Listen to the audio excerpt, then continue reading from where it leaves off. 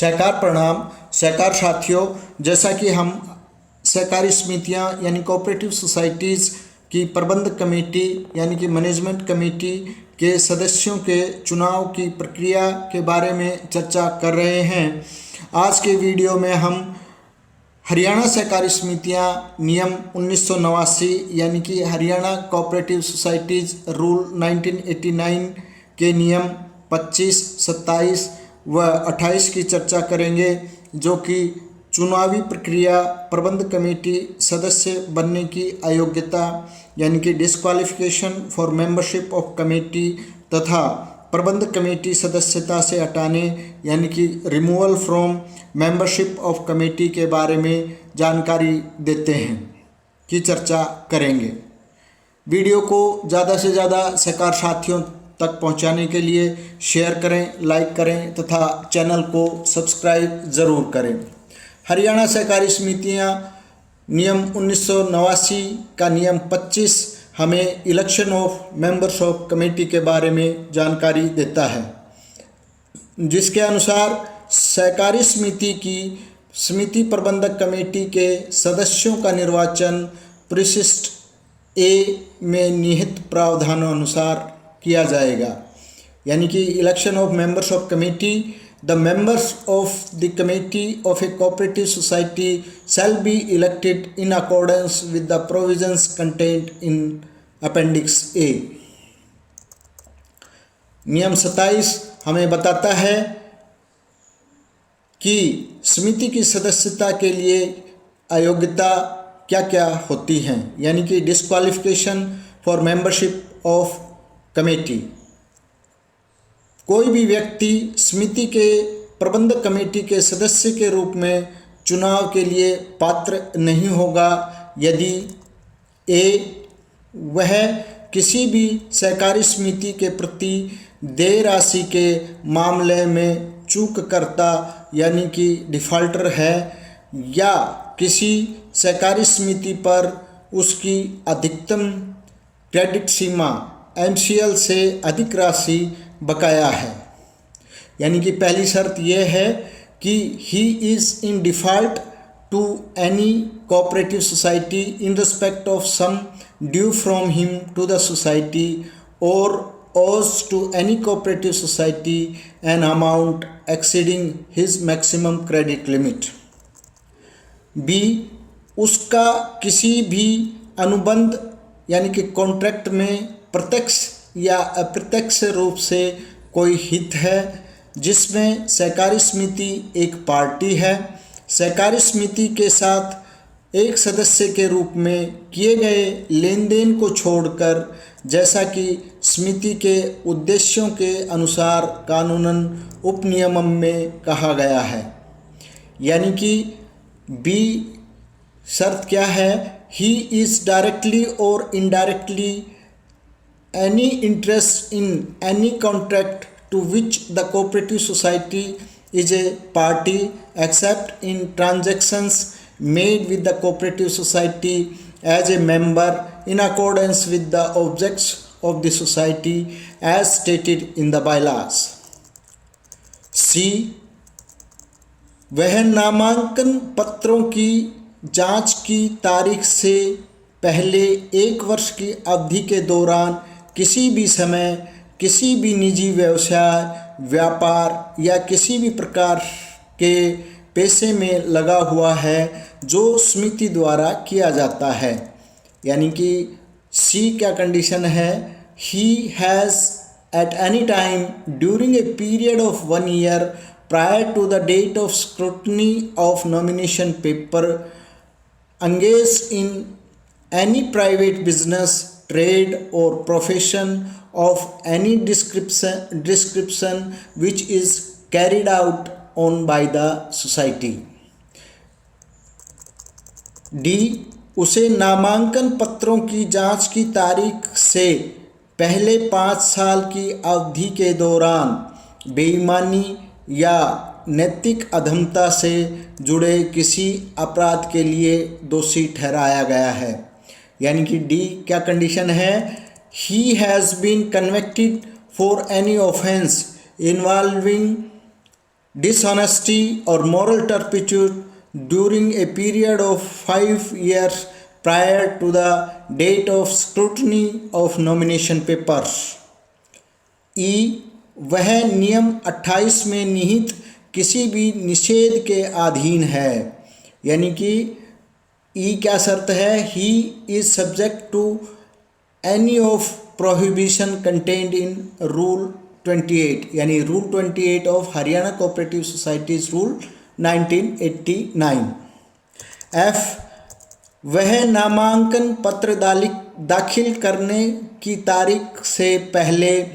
12 महीने की अवधि के दौरान सदस्य के रूप में निष्क्रिय रहा है या उस सहकारी समिति के अलावा अन्य एजेंसियों के माध्यम से वही काम कर रहा है जो कि सहकारी समिति द्वारा किया जा रहा है जिसका वह सदस्य है। यानी एफ हमें बताता है कि he has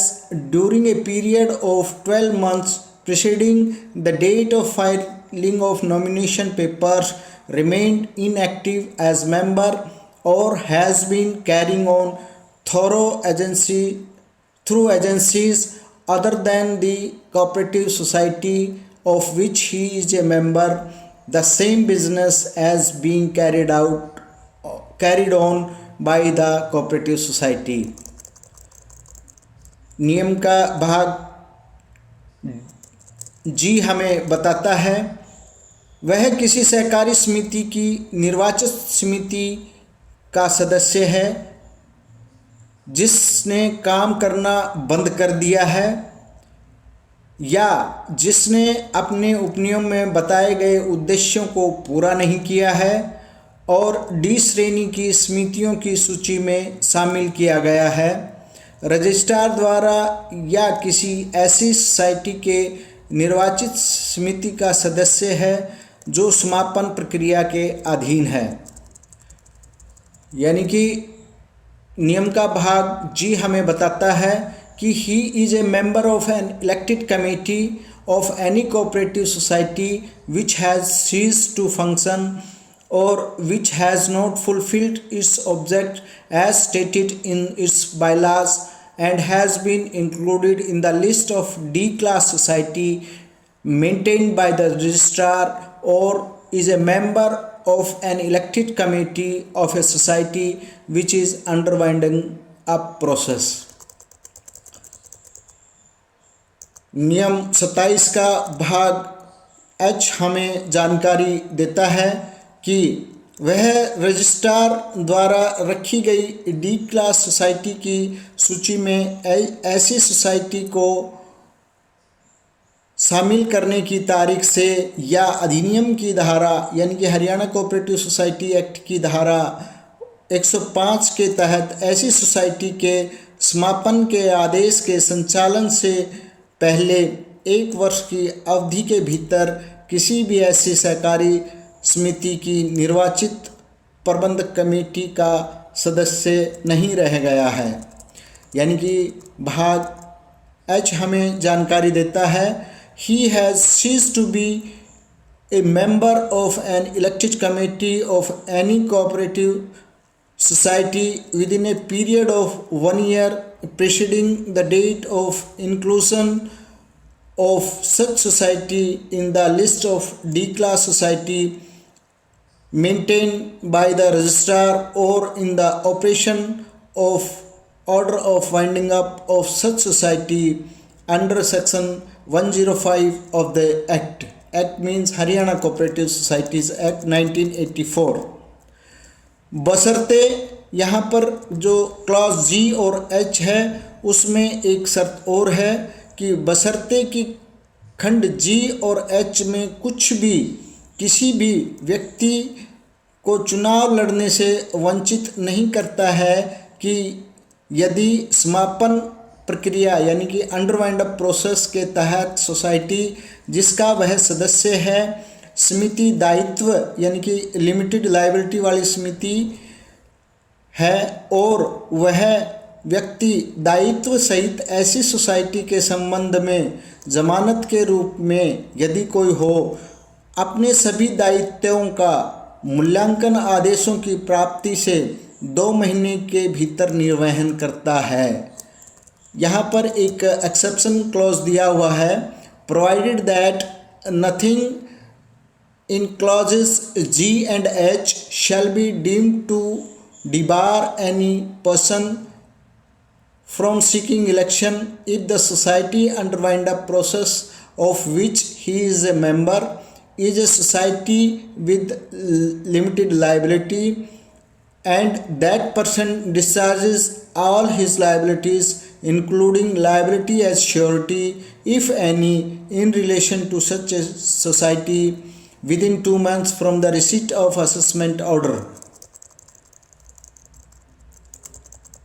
नियम 27 का भाग आई हमें बताता है कि वह सहकारी समिति का वेतन भोगी कर्मचारी है बशर्ते कि यह उत्पाद समिति यानी कि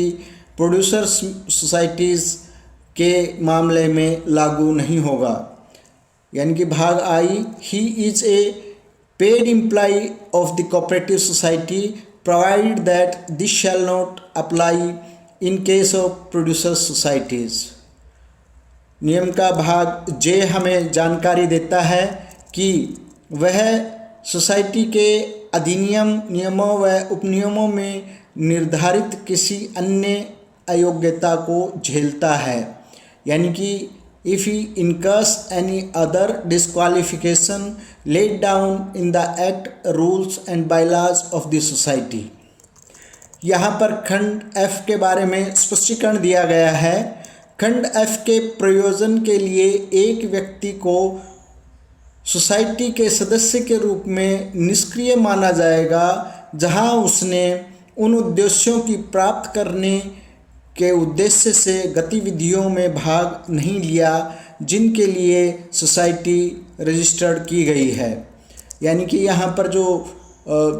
इनएक्टिव मेंबर निष्क्रिय सदस्य की डेफिनेशन बताई गई है कि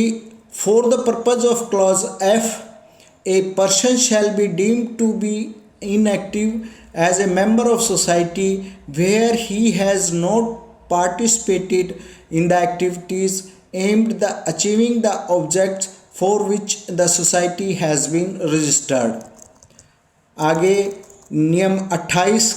हमें बताता है कि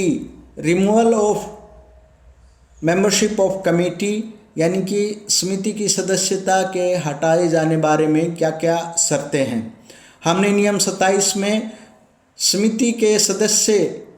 के रूप में चुनाव लड़ने के लिए क्या क्या अयोग्यताएं हैं की चर्चा की है। अब नियम 28 में समिति की प्रबंधक कमेटी की सदस्यता से हटाने के लिए क्या क्या नियम है। Removal of rule 28 removal from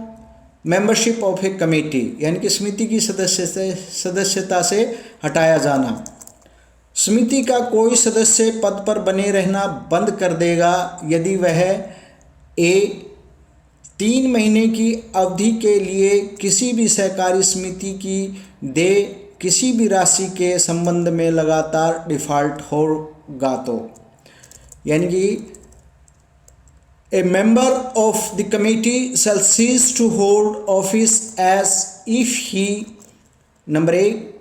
A continues to be in default in respect of any sum due from him to any cooperative society for a period of 3 months। B सदस्य बनना बंद कर देता है। यानी कि B क्या शर्त है कि if he ceases to be a member यानी कि वह समिति का सदस्य नहीं रहता है तो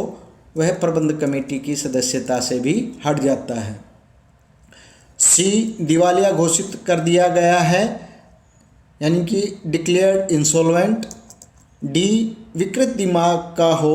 जाता है यानी कि if he becomes of unsound mind. ई बेईमानी या नैतिक अधमता से जुड़े अपराध के लिए दोषी ठहराया गया है